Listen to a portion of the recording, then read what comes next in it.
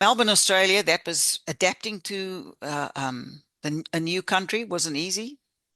Even though we had wanted to leave, it is very difficult to take on new rules. And in Australia, it was certainly new rules. There was a lot more freedom, obviously.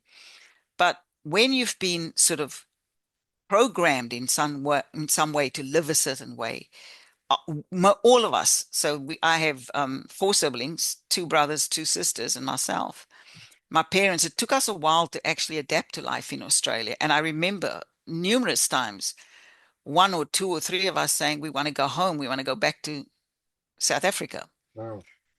right? So, and I think I realized that there was a massive impact, even though I didn't know it at the time, but I realized there was an impact when my cousin, who had been living here about 5 years before us, took us into the city one day. And I remember saying to her, what train, which carriage can I get on?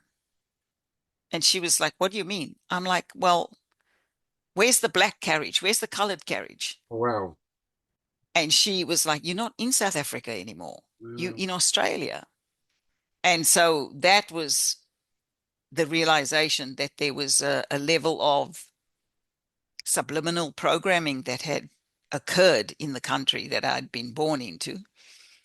And it took a long time to get over all of that. And sometimes, I still find that that trauma that happened around that situation, like sometimes I'll see people, being treated badly, and I look at different races and I go, oh, that's a racial issue. It's almost like you feel it immediately.